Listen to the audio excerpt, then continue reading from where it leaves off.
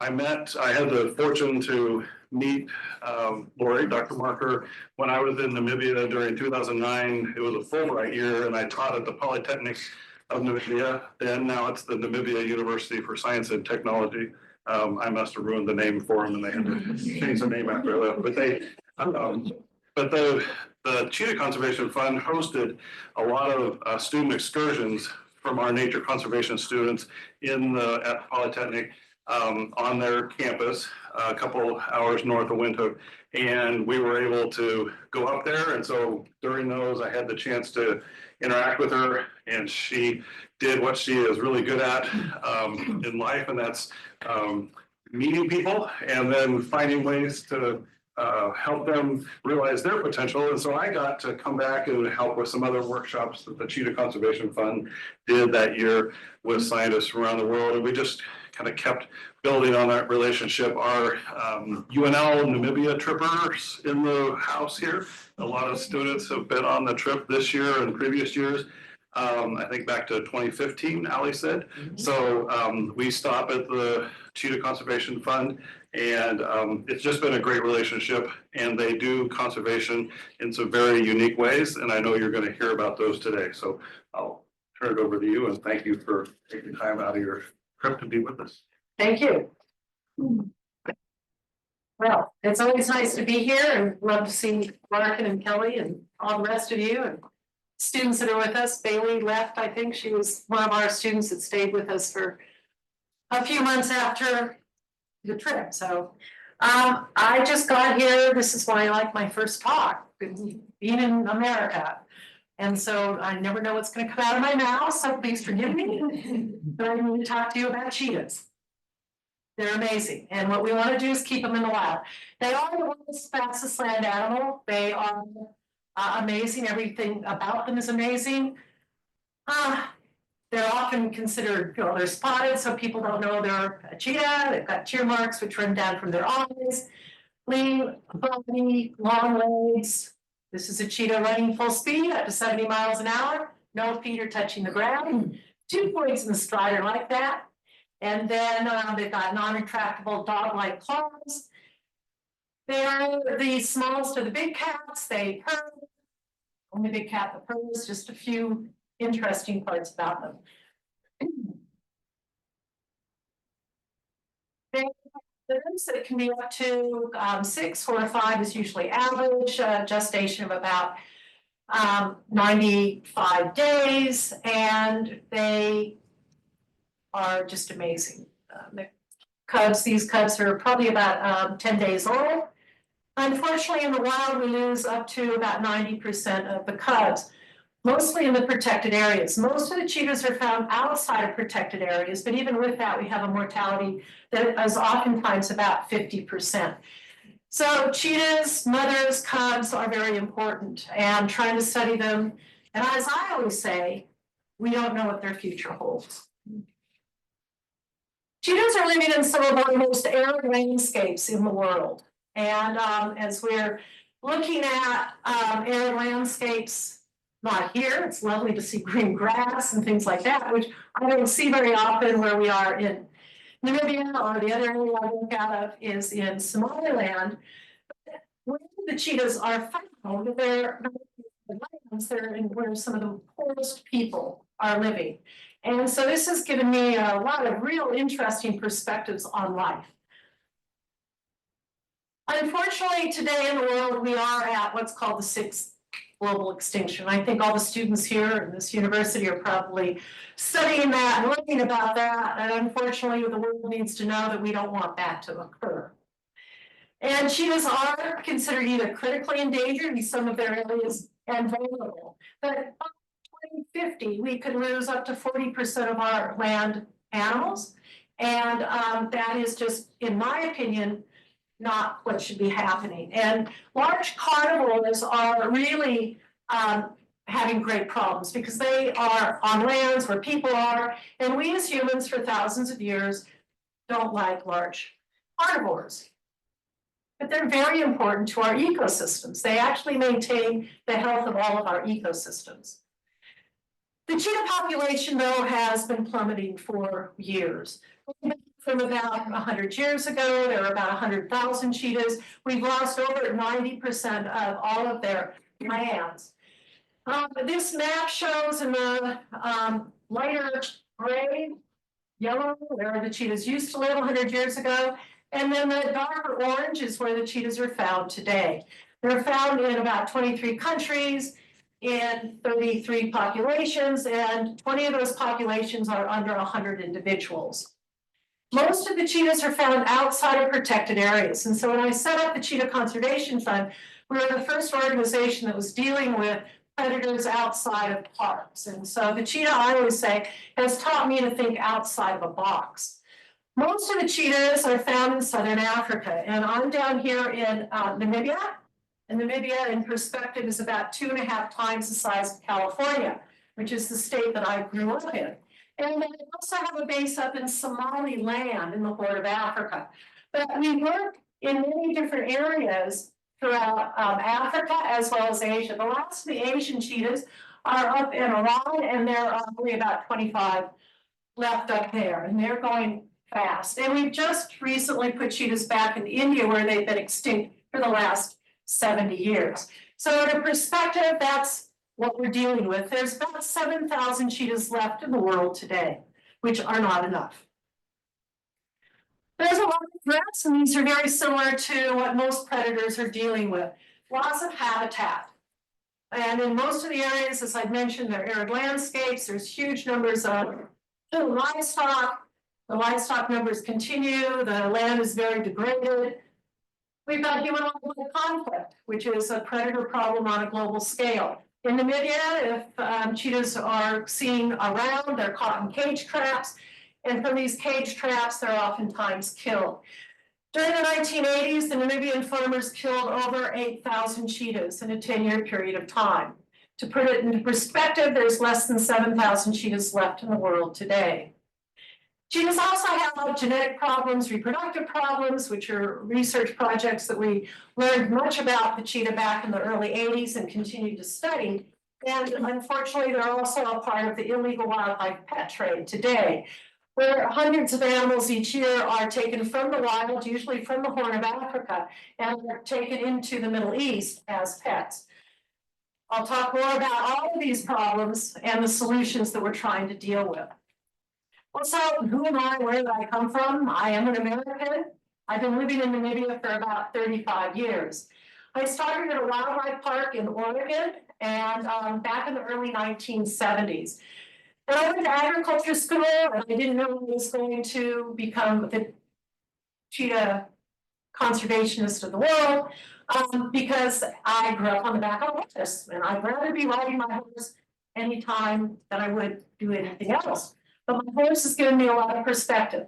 When I ride, it gives me focus and allows me to actually think and see what's going on. I ride in Namibia, and every day I find out who's on our land, from the hyenas and the leopards and the cheetahs and the jackals. So I just love riding my horse.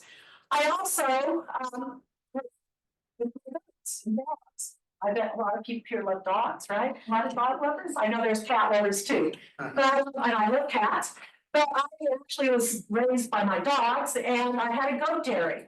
And so again, what's an agriculturist like me ended up doing cheetahs. The wildlife safari had just started in Oregon back in the early 1970s, and I moved there to grow grapes because my background was in agriculture. And it just opened. I went there and I said, grow up with animals, I'm a vet tech. And next thing I know, I was hired, and cheetahs came under my care. Nobody in the early 70s knew anything about cheetahs, and I thought, this is amazing. They've been with humans for 5,000 years. They've been revered by kings, emperors, princes. Everybody knew about cheetahs. Why don't we know about cheetahs today? So I wrote to people in the world, and they said, when you find out about cheetahs, let us know. They have a short lifespan, they don't breed in captivity, and we're losing them in the wild. Good luck. Well, I developed the most successful breeding program for cheetahs in all of the United States, third most in the world. And this cheetah that's running across that picture there, whose name is Kayam, I ended up raising from a young cub. And my job was to find out if a captive-born cheetah could go back out into the wild and what steps would be involved. And so when she was a year old, I ended up in Namibia, Africa, back in 1977. And at that point, it was called Southwest Africa. And it was going through a revolutionary war to try to get independence from South Africa. Well, I didn't know that I was going there. It was like taking coals to Newcastle. Everybody that I met said, "We hate cheetahs. What are you doing here? It's an American woman." So what I found out at that point was that the farmers were killing cheetahs like flies. As I said, 800 to 900 a year. And I did teach the cheetah how to hunt. And I came back to America with the cheetah because you can't leave them there. And took it on as my role to tell the world about cheetahs and the problems we were facing and how we were actually able to potentially breed them. The cheetah still doesn't breed well in captivity. And I said, we need to save the cheetah in the wild. Who will do that? In the 70s, in the middle 70s, I thought there was somebody who was going to go do it. So I went to Washington, D.C. I went to everybody and I said, help us save cheetahs. And people said, well, we're very busy with tigers and elephants and rhinos. We don't have time for cheetahs. And so I called out the they factor. Who are they who are going to take care of the cheetah? And I became a they.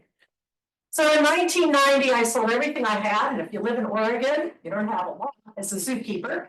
And I sold everything I had and I moved to Namibia and set up the Cheetah Conservation Fund. And our mission is to save the cheetah and keep them free and living in the wild. And that's a big concept to think about.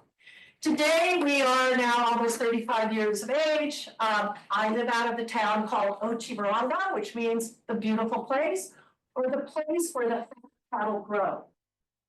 If you're a cattle farmer, it's a beautiful place. Our town now has our cattle, our goats, our sheep, our kudu, and our cheetahs. And so I think we've made quite an impact in Namibia. Our research center we built and developed, this is our land there. We're based at the base of the Waterberg Plateau, which is a national park where our rare and endangered species are. And we manage and own about 150, almost 160,000 acres of land. So that we call the Cheetah's Garden. We've now grown from a very small farmhouse to a very large campus.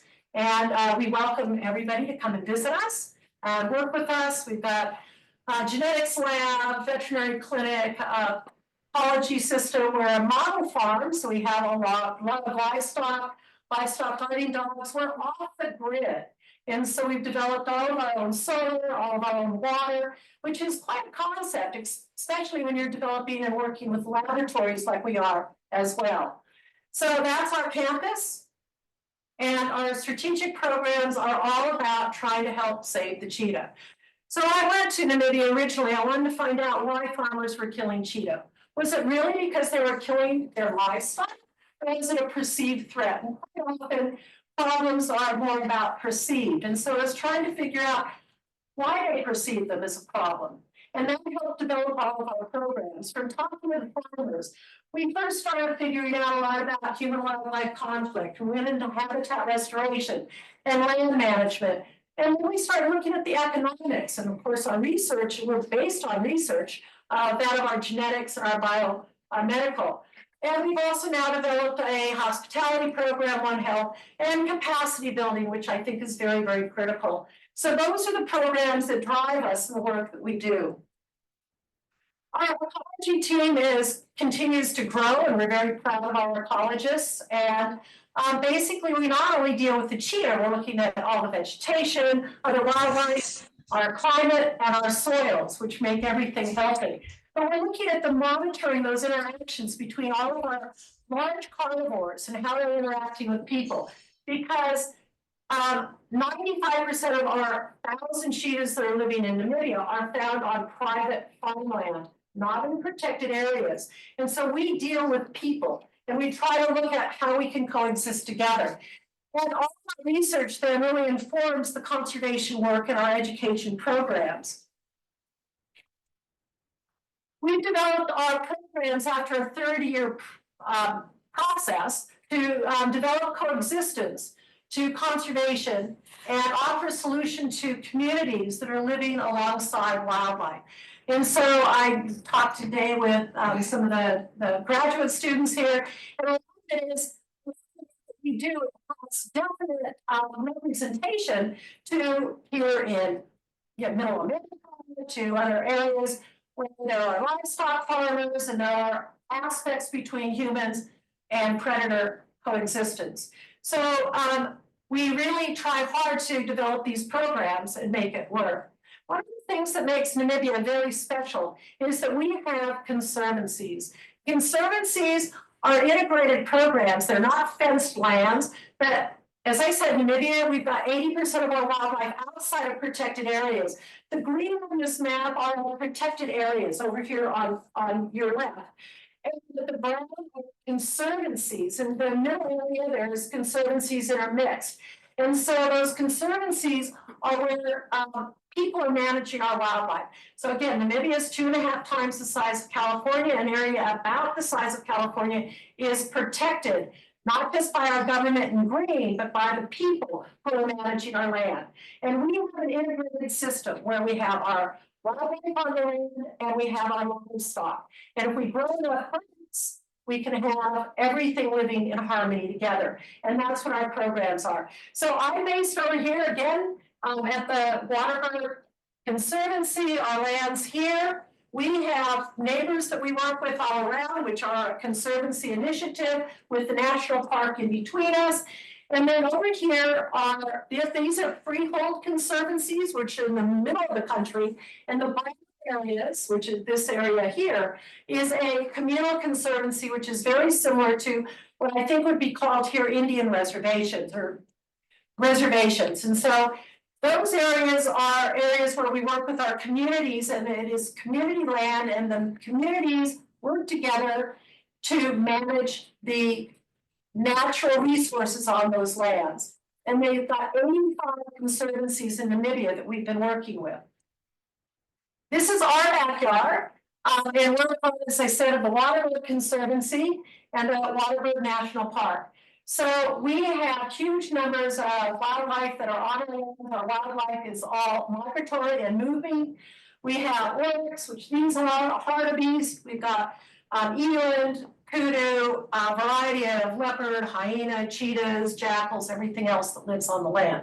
And we try to study this to understand more about the prey populations, because prey is critical for predators. We follow the dynamics of the trends of these animals, and then we study the other predators as well. And then, of course, everything that we do is focused on trying to help save the cheetah and understanding how the cheetah lives within all of these systems. We also have a sanctuary, and so oftentimes cheetahs are killed. The government works, we work closely with the government. We have the expertise to take care of the animals and have developed large compounds where cheetahs, orphan cheetahs, come into. Many of these animals have to stay with us their entire lives. Many of these animals were able to actually relocate and rehabilitate and put back out into the wild. And so a lot of our work really revolves around taking care of cheetahs. So in Namibia, we've got only 28 cheetahs.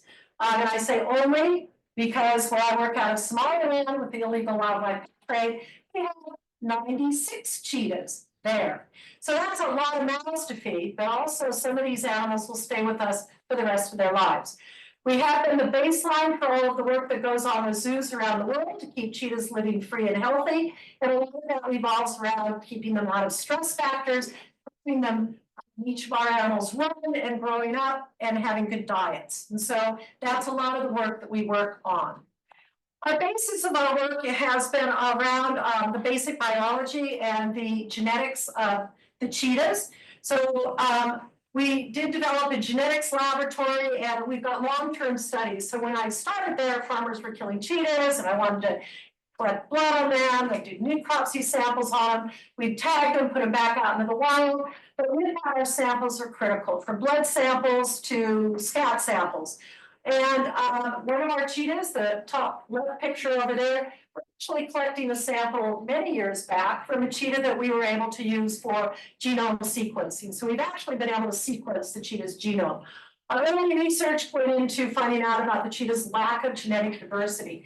And what we found is that the cheetahs have between 70 and now, 30 to 40 years later, 80% poor reproductive sperm. And that is something when we sequenced the cheetah's genome, we actually found out that one of the genes actually was showing a mutation with the reproduction, and that's what's causing the reproductive abnormalities.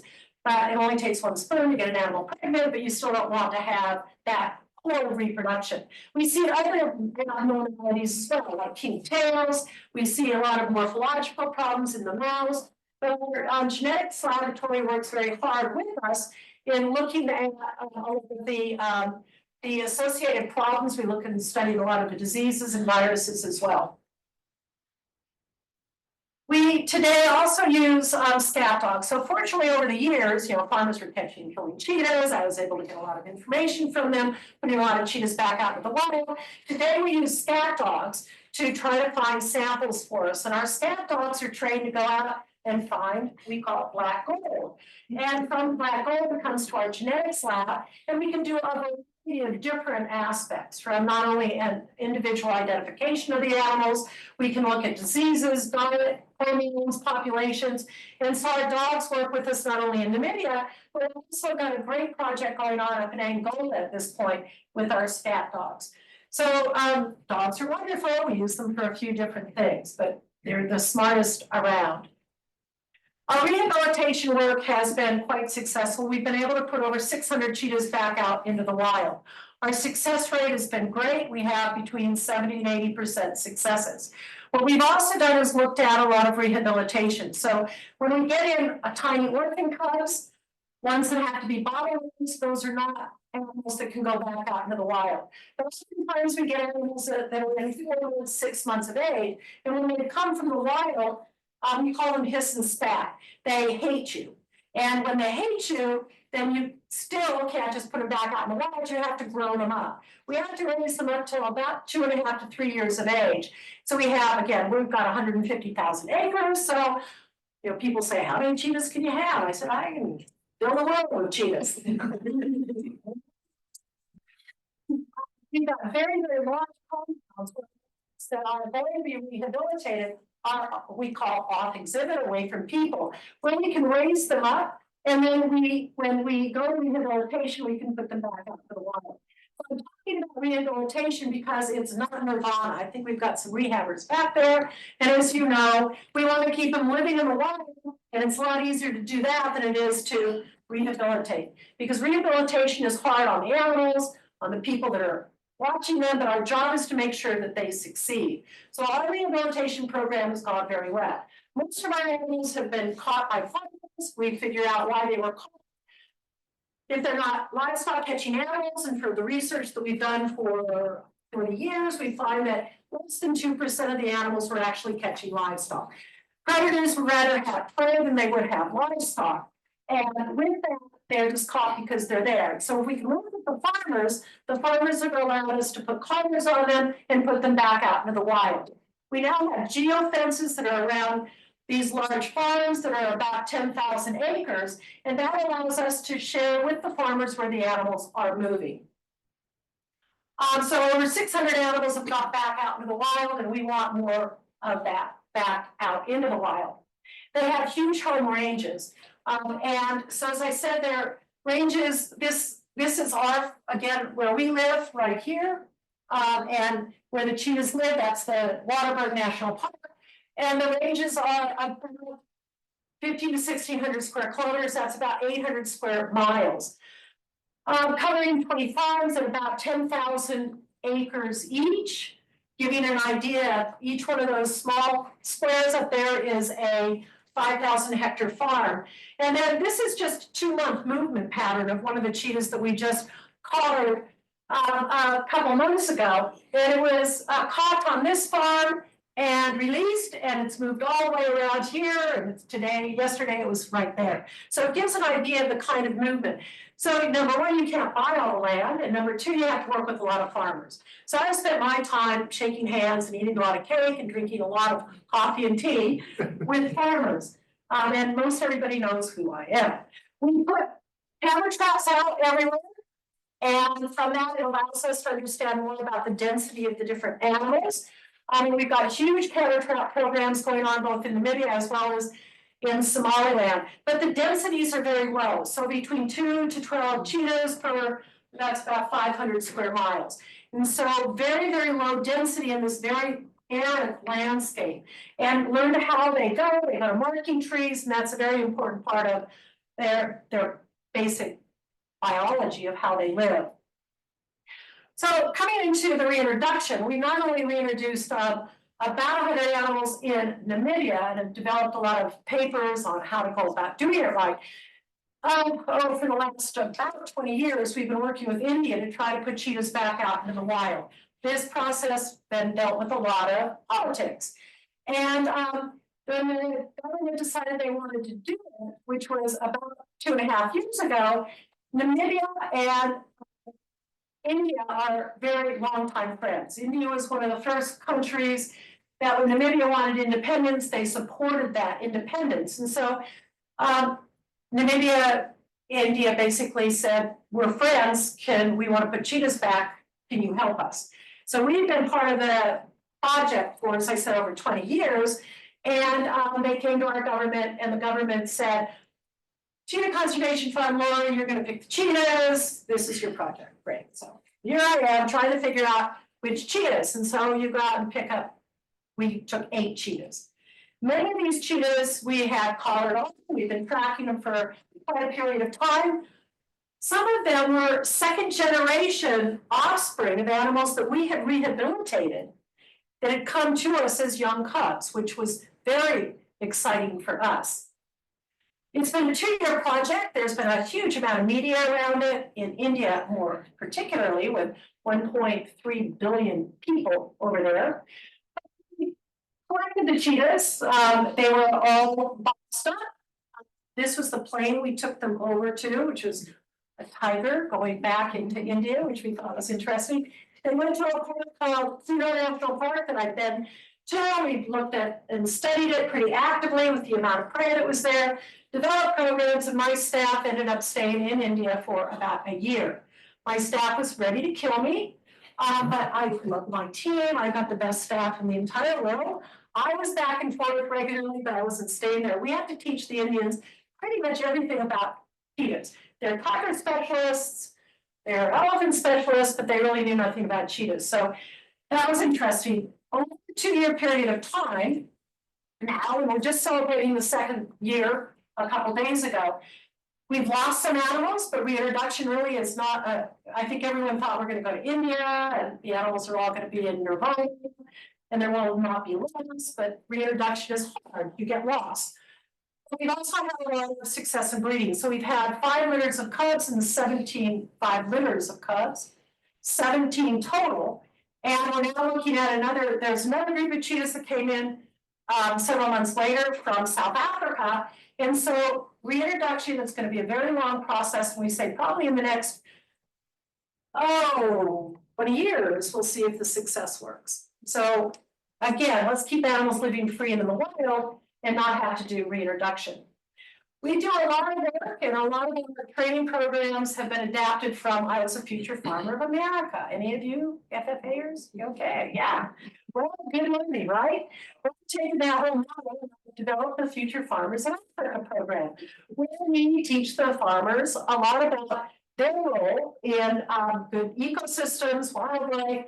They actually play a role. We've developed the livestock guarding dogs, health and productivity, which is really important, and then how to know your predators. We use these little models here. We put people through it. Who killed your predator, or who killed your livestock? And it's not, it's not the cheetah. Oh, it's a leopard. We don't really care. We like all predators, but we want people to know target the wrong animal. If they use the livestock, they go out and kill the cheetah.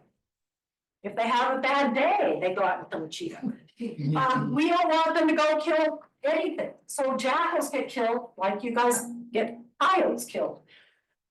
We developed a livestock guarding dog program, which is modeled from what we know here in America. I was in Oregon. We had livestock guarding dogs there. I think you've got them here, some. We use a Anatolian shepherd, which is a Turkish breed of dog, also called the Kangal dog. These dogs have been used for about 5,000 years. They're a big dog, they bark loud, they roll with their livestock, and they basically say, I'm big, I'm here, this is my flock, and if you want to come and deal with my flock, come on down. And predators don't want to get hurt. So everybody thinks predators, oh, they just want to eat my livestock. They don't. They want a free, easy meal. And we as humans give free, easy meals, and then we blame the predators, which isn't fair. So the dogs bark loudly, the predators hear it, they stay away. It's called avoidance. We breed the dogs and we place them with farmers. So in the last 30 years, we've bred and placed over 800 dogs. And we have a reduction of livestock loss of the farmers between 80 to 100%. So if you have a livestock guarding dog, and you probably have other things that you're doing, like crowning your stock, and maybe having a herder, maybe you're at 100%. If it's the dog on your own, it may be 80%. But even with that, as we say, it's not a silver bullet. You have to use management to go along with it. We place the dogs when they're about 10 to 12 weeks of age. We sterilize them, neuter them, because they work better if they are neutered. We keep our own breeding programs going. And this year, we'll probably have about 50 puppies. We've got 4 pregnant females right now, and it's an ongoing program. And we've got about a 2-year waiting list for the dogs. And it has actually reduced the human-wildlife conflict. Our dog program has become very famous. We study everything. So from the time we put the dogs out there, we've monitored everything that goes on with every farm, with everything. We know everything about them. I mean, I always say I'm a scientist, I study everything. But putting the dogs out there in the middle of Africa, I had to share everybody with what's going on. We now have dog programs going in South Africa, in Botswana, up in Tanzania.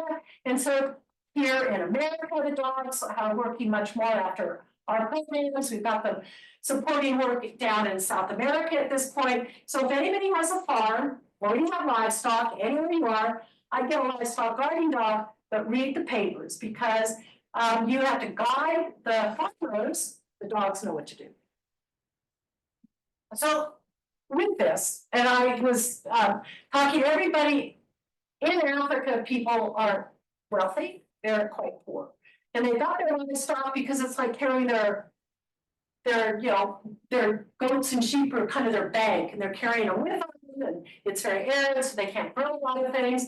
And women, most of the time, don't get to do much of anything except, and they often don't have livelihoods. We developed a livelihood development program. The women make things like beads, we've got crafts. And then what we've tried to do is we've tried to sell these things into like our zoos in America, because I have a relationship here where there's cheetahs. And if you've got cheetahs, then let's market things that were made by the people, and we can link these things together. So that's one of our livelihood development programs. Many of our staff are the people who we're working with, the craft women. They now have their daughters and sons that have gone to school, gone to university. So we're seeing this really interesting process. Educate women, give women jobs, and the world will be much better. We also, because we have our livestock guarding dogs, we have to have goats. Remember, when I started, I had a dairy when I was growing up, and I loved my dogs. And so, oh my gosh, we had to have goats. Grow our dogs up. And so with that, not only do we have goats that we market for food, we also have dairy goats, and we milk the dairy goats, and we have cheeses, we make the best ice creams, and we make soap and candles, and so it's a livelihood development. And that now has become very popular and growing throughout Namibia. Where, because it's so arid, the cattle don't do all that well, and they realized that maybe having goats would be a much better idea, and dairy goats where they can have an added benefit if you make cheese, because then you've got protein that you can eat every day. And you can do this without even having refrigeration, because most of the people we're working with are off the grid and have no refrigeration. I wouldn't do that with ice cream, that's a little bit harder, but cheeses you can do that with. We also developed a certified wildlife friendly certification program. We were one of the founders of that. I'm a very big believer in certification. And all of our products are a product of what we call Cheetah Country. We want more Cheetah Country. We've got a big problem with bush encroachment. And this is Southern Africa, and this is developed over about the last 60 years. Mainly for a lot of the droughts, a lot of livestock on the land, livestock in arid environments, you overgraze the land, and you either end up with sand deserts or you end up with thickened thorn bush. And this thorn bush is part of desertification. These thorn bushes are very adaptable and they grow quick, especially in the arid time, the seeds as soon as you get rain. They send their roots down about 7 or 8 times deeper than the trees, the bushes are tall. And it is a thorn bush, it's a overgrowth of the thorn bushes that are there.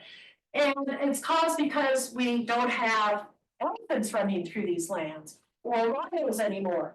And so with that, we found out that the cheetahs were scratching their eyes early on, and the farmers said, oh, we've got all this thorn bush, and so anything that's a problem, we will kill. And I thought, well, God, I lived in Oregon, I saw these people with chip trucks going through, there's probably something we should do. I call that again, the bay factor.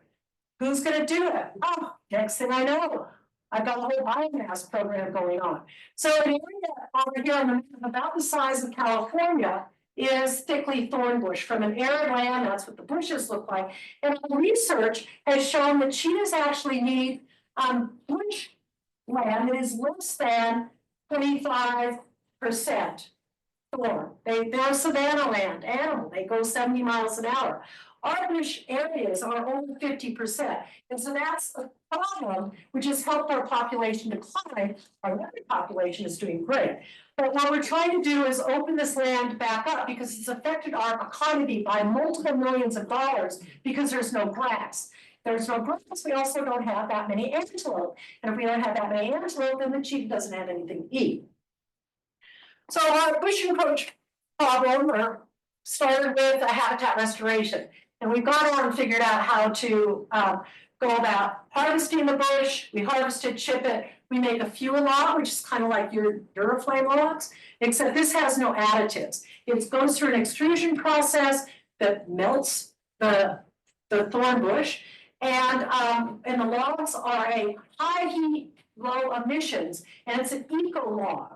And with this, we've won a lot of awards for it, but we're also Forest Stewardship Council certified, which is the highest level of forest protection. Any of you know what FSC is? And that's really important. I keep saying this because I believe that certification can help us do a lot of things. And if we certified all of our wood products, we'd probably even have more land for things like arrays and gibbons, which are also some of my favorite animals. So we have a whole biomass center, and our biomass program has over 50 employees. Our whole staff from all of the programs is about 200 people. And so we're now trying to develop a program that will open habitat between areas that are more open, the strongholds, or up into maybe like the national park where we could try to get more areas linking cheetahs to cheetahs. And so that's the big program that we're dealing with, and Larkin's been a very big part of that with us. My partner Bruce and Monty in Kangal has been with us for about 25 years, just finished his PhD, and I think Larkin, you're one of his PhD readers on it, and we're very proud of him. And this is how our whole program kind of runs and works. And so we're a pretty interesting program trying to save cheetahs. So again, saving cheetahs is not about cheetahs, it's about how all these systems work. Just briefly to bring you into the illegal wildlife trade, which brought me into this program about now 10 years ago. I ended up on the landscape of Somaliland around 2018. Cheetah cubs are coming from the Horn of Africa, and they are pulled out of the bush and for about $50. And then they are sold into the Middle East for about $15,000. For every one cheetah that gets into the Middle East, 4 or 5 of them die. If they make it into the Middle East, they have a lifespan of only about 1 or 2 years because they don't know how to take care of them. We see between 200 to 300 cheetahs a year that were being trafficked. So the cheetah brought me into Somaliland, which is a country that's not even recognized. It is not Somalia. Somaliland is a breakaway from Somaliland. It's a democratic country And with that, the green areas are where we estimate the cheetah ranges are, and the red is where we've had cheetahs that have come in from. At this point in time, since 2018 till today, we have dealt with almost 200 cheetahs. Many of them come to us and just are dead at our footsteps. We've got 97 cheetahs at our center right now. We have to deal with supply and demand, and then what you deal with. You have to then deal with these individuals and keep them alive for a period of time. We're looking at populations, and we want the cheetahs in the Horn of Africa to live.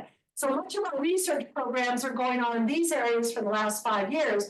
I want more cheetahs to come in, and I figure the best way to do it is to stop the trade by working with the people.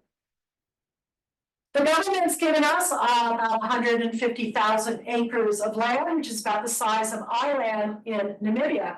And this area right here, we're based right here, where we've now developed large facilities for these 97 cheetahs that live with us. And just a few days ago, over the last 3 months, this area has become a conservancy. And so it's the first protected area and registered conservancy in all of Somaliland. And we're pretty excited about that. We're working in 2 other areas right now, but the communities are working with us. We're trying to develop things very similar to like what we've done in Namibia. We've had to develop a whole center. We've got staffing, a veterinary clinic. We used to have 5 safe houses. The animals were coming in 20 to 30 to 40 a year. And I was building as fast as I can. You can't get anything there. I was shipping in wire from South Africa. I had to teach people how to build fence. Yes, I'm still a fence builder. And now our facilities, cheetahs are living all out here. They're all in between 5 to 20 acres of land. What do you do with 100 cheetahs? I mean, 96, 97 sounds like 100, right? So that's what we've done. We've developed awareness. Poaching and trafficking is a crime. We've developed a 911 number, well, 940. And we've support with the communities. So this is the area again where we are looking at the next conservancy is going to be over in this area. And then another, we think is going to be a very large national park. And this we hope is going to happen in the next couple of years. I've surveyed most of the country, and I tell you, it's one of the most amazing lands. And I welcome research collaborators, dry land ecologists. We need every help we can, from veterinary help to animal science help. We've got camera traps up. This next few months, we're going to start a big camera trapping program up here in the Aldal region. By next year, we're going to put camera traps down here. We've surveyed this area down here, doing social surveys. Our messaging is developing conservancies, helping wildlife helps us, and then help us monitor the wildlife. We need your help. Putting camera traps up, please don't steal them. And the amount of wildlife we're finding is just amazing. It is some of the most rare and beautiful animals there are. And nobody knew anything about them. So that's our first protected area, and that's what we're doing. My team's out there right now, and they're demarcating it with spray paint. So all of this border and all of those communities are going to be managing the wildlife within that. Our surveys have shown us wonderful wildlife. And just to kind of end, in January, we did a big summit. And I brought everybody in that I worked with from around the world, from everything from cheetahs to antelope. And I said, we got to save the cheetah. I've been doing this for 50 years, 35 in Namibia. Time is now that we have to scale, go to scale. What's that going to mean? We had people from 80 institutions, 15 countries, save the cheetah and change the world. And we came up with some pretty amazing things. We've got a Addis Ababa Declaration for Global Cheetah Conservation. This was presented to CMS, which is the Convention of Migratory Species, which falls under the UN and also falls under CITES. And our mission with 10 working groups is to go to scale. So we are an integrated systems approach. We're using conservation, education, supported by good research, and then the stewardship of we are the people on the land. We can take care of the land so that we can see animals as amazing as the cheetah for the future. We have a lot of interns, and we love working here with all of you from Nebraska, and welcome you to have students, interns, research collaborators. And we just would love to have more and more of this partnership back and forth. But if you don't want to intern and you don't want to volunteer, you can just come on a safari. And we have a small little lodge where you can actually visit us. So please come and visit Namibia. It is one of the most amazing places on earth, and Namibia can be a great model for the rest of the world in wildlife. So we think with all of your help, there's hope. And I thank you for having me talk. And I hope that not only saving the cheetah will help you save all of your wildlife here in America, because I am still an American and I like our wildlife here. So thank you all very much. We did a textbook. Larkin's got a chapter in it as well that we're going to rewrite soon on conservancy development, but it's kind of like anything you want to know about cheetahs, you were afraid to ask. So thank you. Our website is cheetah.org. You can follow us, Save the Cheetah. So, it's kind of fun. Add stories. Thank you very much.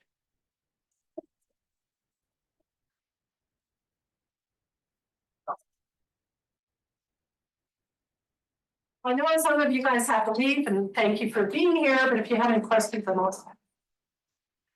You said earlier that there were about 25 Asiatic cheetahs left, mostly it looked like Iran. No, Iran, yes. Are you collaborating with the Iranians at all with that? Oh, yeah.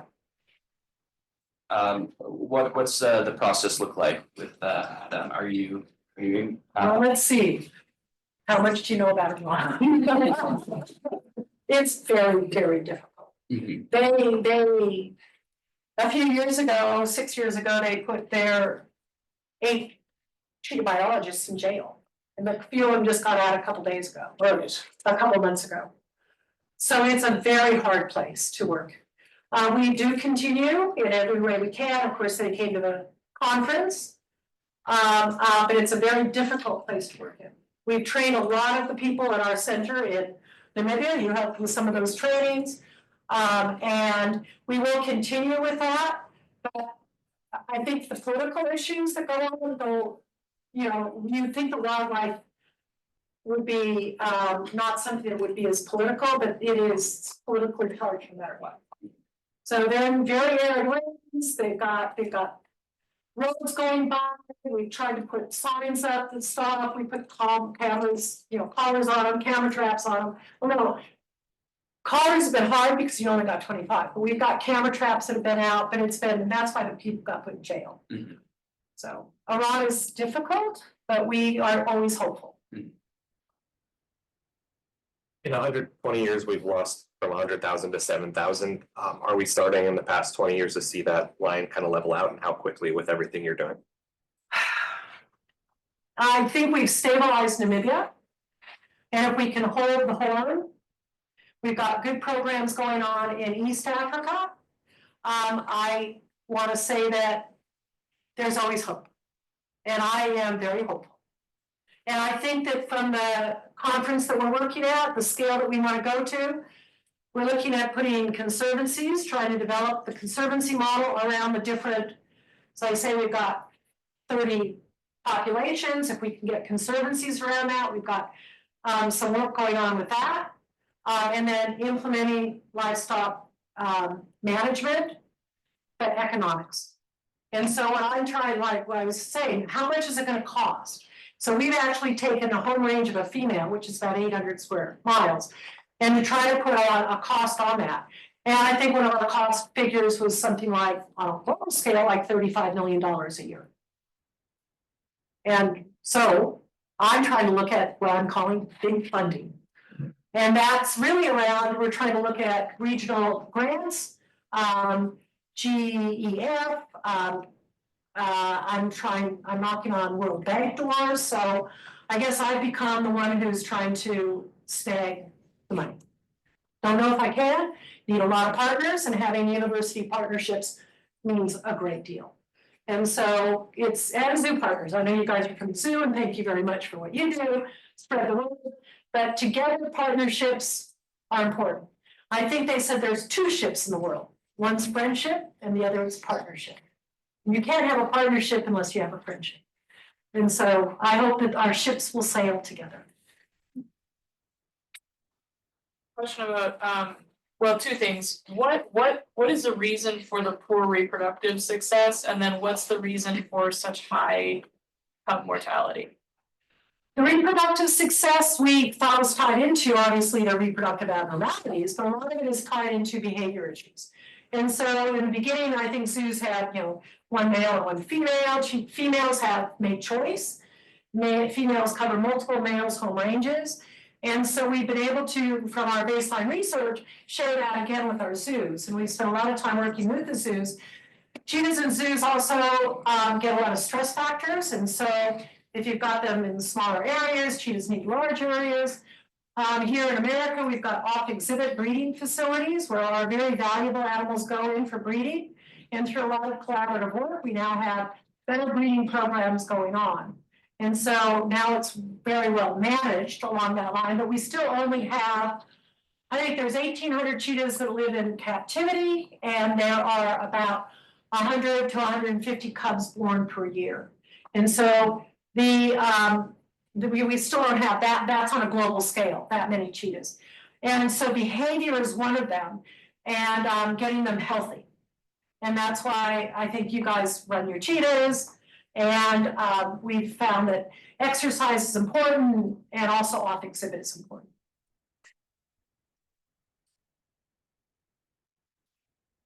Sorry, I'm losing my voice a bit. But a lot of what you were talking about, like with perceptions of cheetahs and everything, it reminds me a lot about the book Buzz by Mary Roach, which is all about like those wildlife interactions. So I'm kind of curious. She brought up a lot, typically like we expand into areas or like our daily choices actually increase the human wildlife like conflict or perceptions of it. So do you feel that your work over the last few like decades has kind of helped change a lot of the perceptions of cheetah like in the area, or is there any groups that are still like a struggle to like work with or continue to grow with in those relationships? I think Namibia has learned a lot. I think most everybody in Namibia knows what a cheetah is and are trying to help save them. And my message basically has been, especially with these collared cats, keep them alive. Let's keep them alive. And there's a lot of pressure from other farmers going to other farmers. But I think that peer pressure is something has come from education and awareness. I think we need more education. I think on a global scale, we need more education. But we are taking over the world's habitats. So even if we put everybody in cities and all the rest would be for wildlife, it'd be great. But then we still don't have enough resources in those cities. We still are going to want everything out there. So we've got, again, this is the school of natural resources, to figure out how we manage that and how we're going to go into the future. So there's a lot of work that needs to be done. And I hope that we know enough, and I think we know enough that we should be able to change things. But I was saying earlier, behavior change, they say, takes about 20 years. I don't think we have 20 years. I know for the cheetah, we have maybe 5 to fix it and another 10 to try to get to help. So our programs on trying to save these 7,000 cheetahs in these 33 populations with 20 of them under 100, we're looking at augmentation, rehabilitation. But why did they go reduce the number to begin with, like Iran? And then you have to start dealing with the human side of things. And so you've got to do it all piece by piece, but we know a lot of those pieces. Now we have to put our programs, we need to, as I say, go to a different scale. And I think on all of our wildlife issues, we have to look at scale. And we have to study it. We have to continue our monitoring and research, but we have to figure out potential solutions. So that's the applied conservation aspect, which is really, really important. Or there's maybe we've got a period of from 1 to 2, which is after 1 now for students that are here to continue to chat with Laurie. There's a question in the chat that maybe we'll use as our last question for the group here. And it has to do with the reintroduction in India and kind of the politics and bureaucracy around that. And the question is, are you still able to share at the same level of like access and information sharing as you did initially? I'm not sure all And the, the answer is no, okay.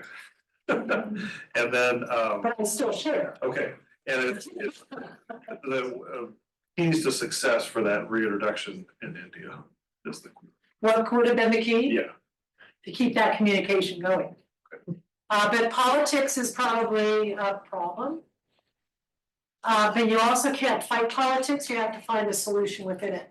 And what we try to do is to find a solution within it, even though it might take longer.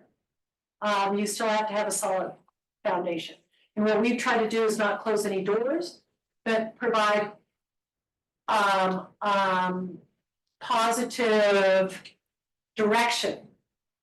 This went wrong, let's see why it went wrong, and let's see a way that we can make it better. And instead of just saying, there's been a lot of that went wrong, and that's bad, and that's not gonna work. Well, I don't think, I grew up with my parents telling me no, and I said, no, it's not a really good answer. And so I think we need to find the right way to find yes. And that is through negotiations and providing good solid data. So, how did I do with that question? Yes, that was it. Okay, thank you all. Join me in thanking Laurie for her